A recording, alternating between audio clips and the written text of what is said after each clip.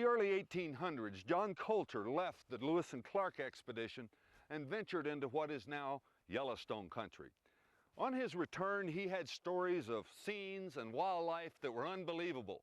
And ever since then, sportsmen have flocked to Montana for the big game. But I'm here to tell you that Montana offers some great upland bird hunting.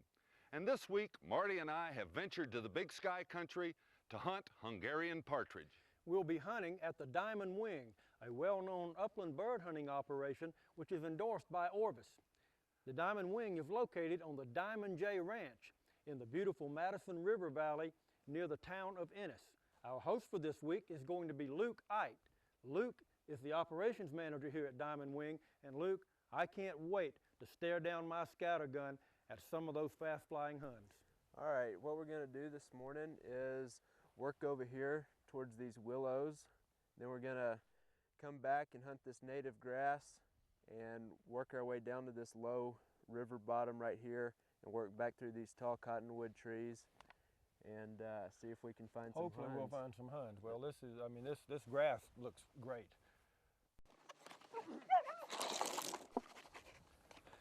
Well, as usual, Bruce, you're on the left. Well, I'm right-handed, so I swing left easy. You're left-handed, so you swing right easy. And all the birds are going to come up left today. You know what? If that's the case, we're switching.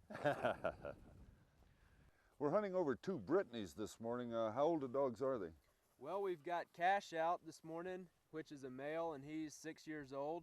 And then we've got Maddie, which is a female, and she's about 3 years old.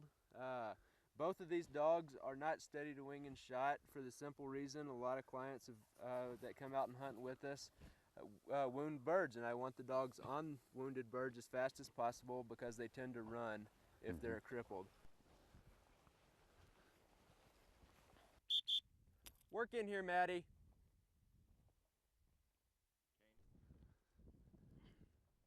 Right here, big flock. Take them, guys. Wow, they flushed wild, didn't they? Man, they flushed at 40, 45 yards. You know, I mean, I got one shot and got lucky and got one bird.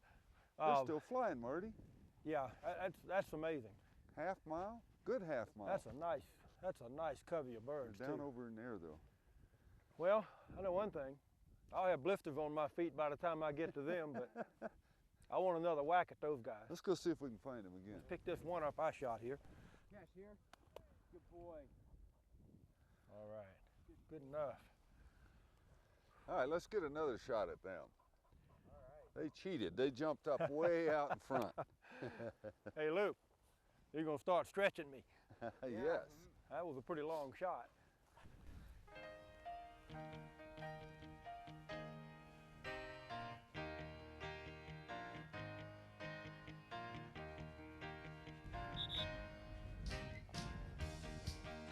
Star's got a point.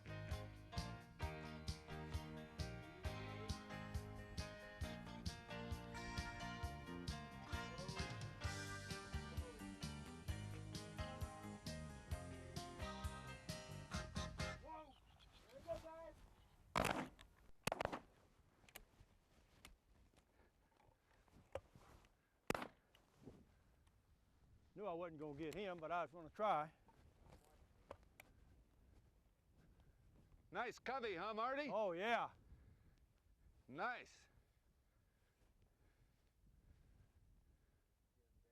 Watch, yep. Down all the way almost to the fence. Okay. Well, we got 4 here. Did you get 2? No, just one here. I got 2, so we're Good. That's 3 One more. right here. After years in the making, the most exciting wing shooting action ever put on video is now available. Learn to hit dove, wild pigeons, ducks, geese, quail, and pheasant. Join Bruce and Marty as they teach you the finer points of wing shooting like gun fit, flushing, decoying, and passing shots. See what the shooter sees through the eye camera. Only $24.95 plus shipping in chapter DVD and VHS. Call or visit shotgunjournal.com.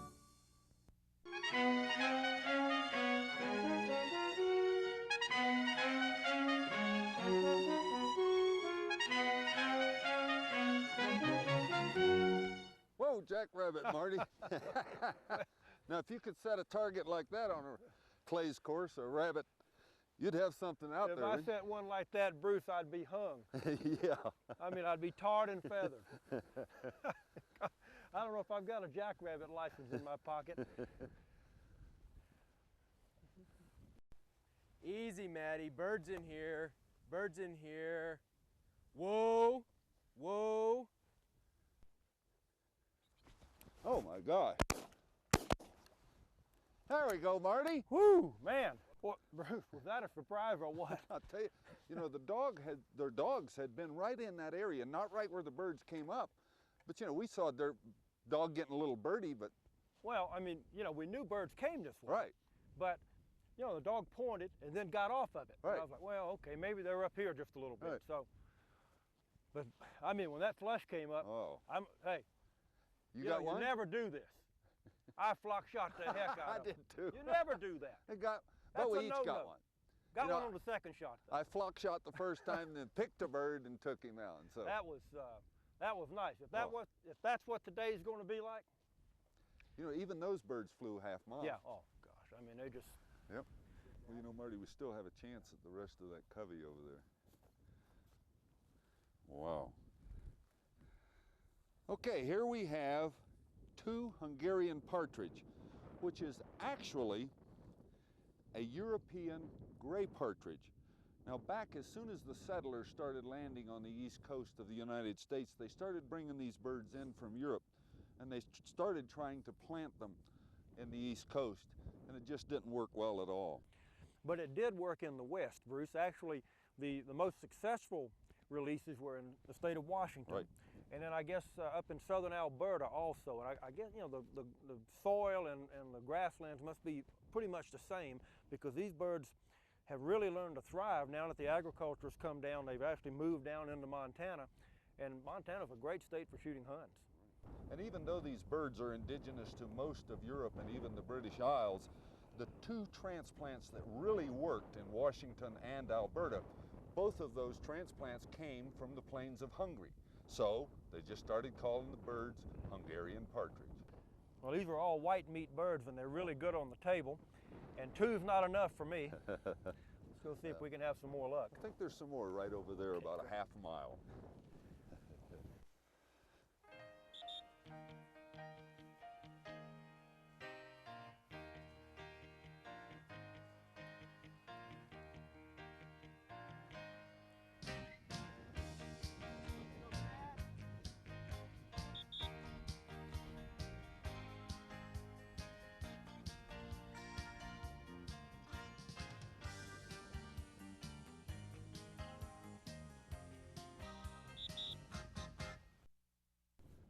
Work in here, Maddie.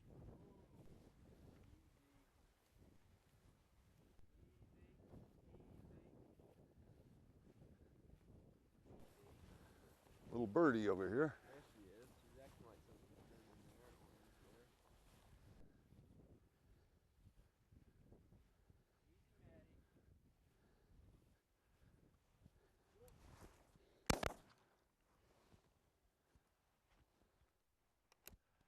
Good shot, Marty. Boy, they don't give us much, do they, They don't Bruce? give you much to shoot at, do they? Good shot. I'm glad I've got enough choke in this 20 Well, gauge. I That's think- all I can tell you. Coming out here, I figured, probably I see, light mod. I think maybe a light mod, I-mod. Well, I've got a 12 thousandths and a 16 thousandths, which basically is 20 gauge. Well, yeah, 20 gauge. Close to a Light mod and mod. Right. And up here at this elevation, they're actually a little tighter than they would be down on sea level. Now, Right. People say, wait a minute, what's up with that? There's no air resistance. So when you Thin get air. in thin air, your gun's going to pattern just a little bit tighter than it would down at sea level, where the air is a lot heavier. Well, with this thin air and these long flushing birds, when we get back to the truck, I'm changing to some tighter chokes. Marty, the Hungarian partridge is very much like a quail in that, on a warm day like this, they don't need to eat as much, so they're probably just kind of loafing in this tall grass, waiting to eat later in the day before they go to roost. Well, all birds and animals are pretty much creatures of habit. The colder it is, Right. the more they eat. Right. And I know Luke said a little while ago, he said, boy, when it gets cold, the dogs eat twice as much, and Right. the metabolism really burns more. Yep. And every now and then you can even hear a bird out in the bushes. You can hear that locator call trying to bring them in. Yeah, locator call, sure. Can you do it? No, I can hear. I've heard it, but I can't do it. Why, can you? Yeah. No. All right, watch. Over here, guys! Oh, I think we need to go hunting. Heck with that. I should have known.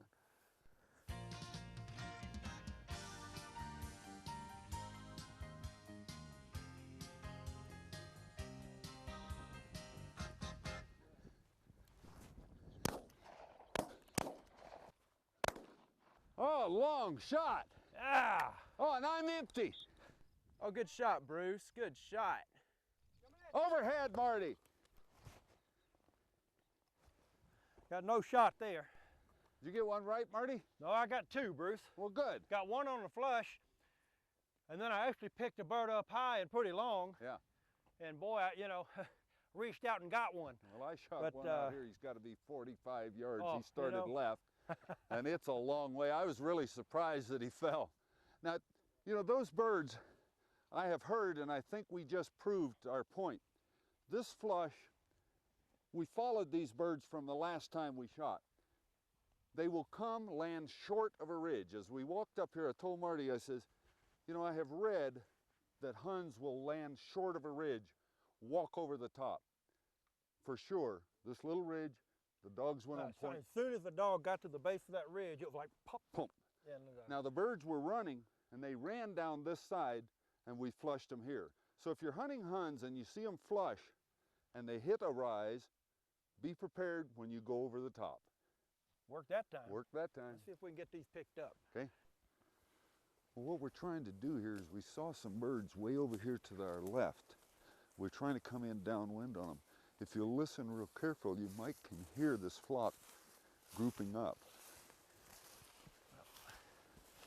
Well, you want to get where they're going to flush into the wind and not downwind. Whoa. Let's go right a little. They're going to break that way. Yep, they broke over. Whoa. There they go, guys. Well, no shot. They're all behind the bushes for me. And over that rise. Well, I trained them that way. No, just kidding. I got one bird.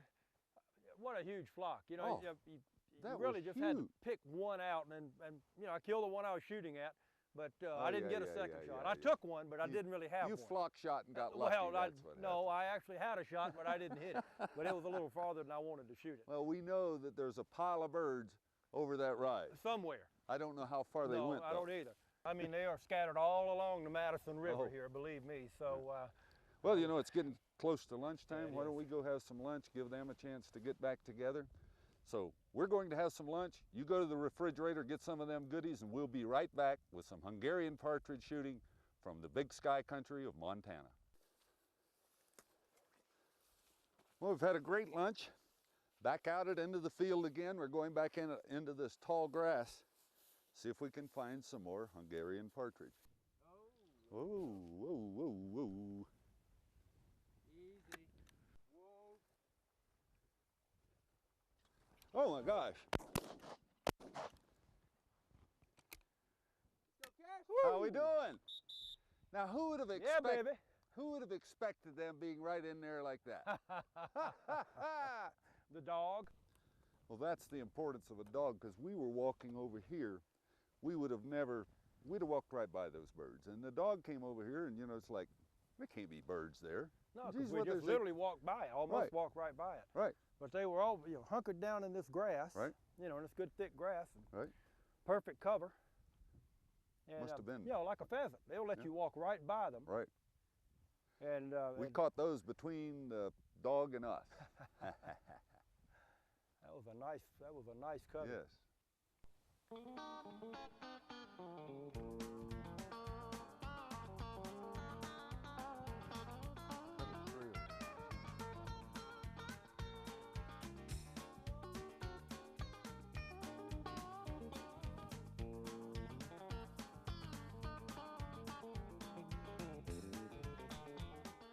Oh, Maddie's locked up. We got a point up here.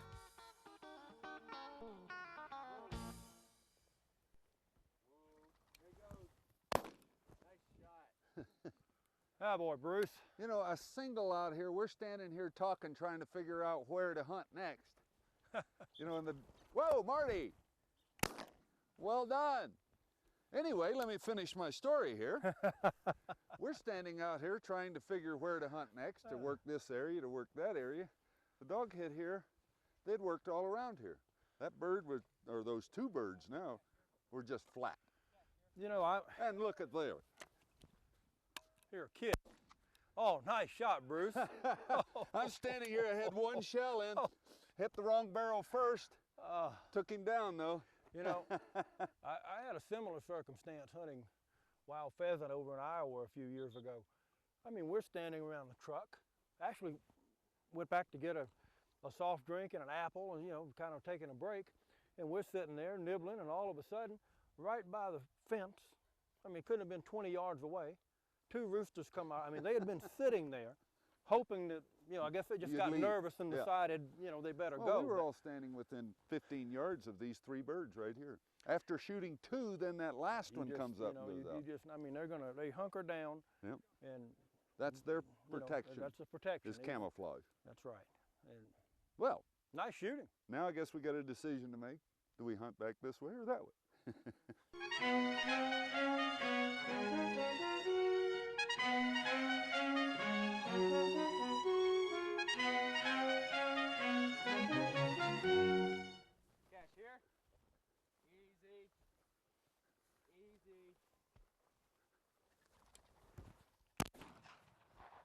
Double, Marty. You know, and I think, if I'm correct, we need to count, but I think that makes 8 apiece. Well, I hate it when you're right. But I think I am. Because I think you are right. Hey, what a great day of hunting. You know, we've walked quite a bit. Had to work for the birds, you know, it's not... Yeah, this is not, you know, one of these where you come out and walk 100 yards and shoot and go 100 yards and shoot. I mean, we put miles on these boots today. And it's been worth it, though. And there's still tomorrow. There's still tomorrow, and I can't wait. If tomorrow is as good as today, I'm losing sleep tonight thinking about it. You ready, Star Matty? Well, the dogs are ready and we're ready. This is our last day of hunting Hungarian partridge in Montana. You know, Bruce, and it's just been fabulous. We've had a couple of beautiful days, and speaking of beautiful, boy, I mean, the colors, since we've been here, have gotten just more and more vivid. I never see this at home where I live. Well, had a good time on our cast and blast yesterday, so let's go see if we can find some more birds. Time to blast again. Right. You sure got to be careful out here. These badger holes will gobble you up.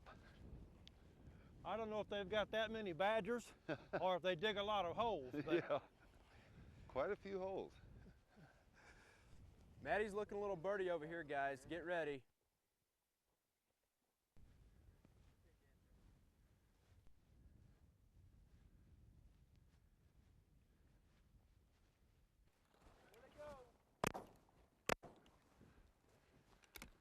Oh, singles!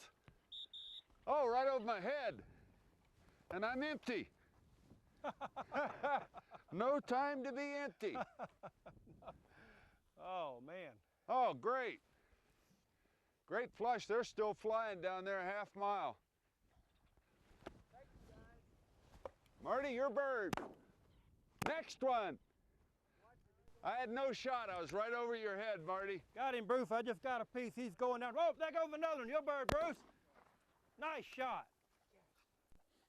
Hey, Marty, not too bad. 12, 15 birds in that covey, and we got 5 out of it. Yeah, gosh, I mean, I had some really nice shots here. I mean, I got a double. Yeah.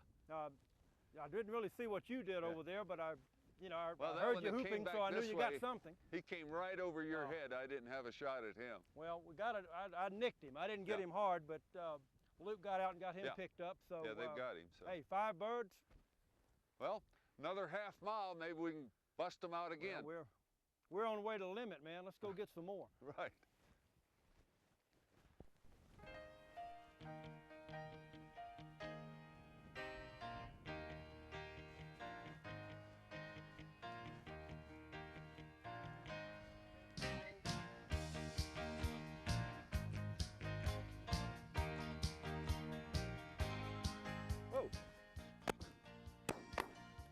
Double. Double for me too, buddy. All right. Double, double. We like double doubles. That was fun, Marty. Oh man, yeah, I'm watching them down. They're still going. Yes. All right. We're gonna chase them. We're gonna 1, get 2, another 3, mile 4. in. Oh, It is amazing how far these things fly. It's like a pheasant. yes. I mean, a pheasant will fly and glide. These birds are essentially doing the same thing. Yeah. I mean, I watched them. They just went out of sight. They don't get a lot of height. Nope. You know, they just flap and glide, flap and glide. You know, it's funny, they actually get more height when they spring up off the Yes, ground. They're a and little then more they just- vertical than a lot of quail. Right. But once they level out, Yep. they just keep going. Man, that was fun. That was fun. You got two? Yep, double, double. I got two. Hey, we're in there. Hey, we'll take 22s all day. Won't we? Right. Unfortunately, we're out of time this week for the Shotgun Journal, but Marty and I are a few birds short of our limit, so we're going to continue to hunt Hungarian partridge. Well, Bruce, we can't go without absolutely thanking our wonderful host, Luke Ite, and his great staff at the Diamond Wing here in Ennis, Montana. What a beautiful place. What a great place to hunt. Folks, we'll see you next week on another exciting edition of the Shotgun Journal.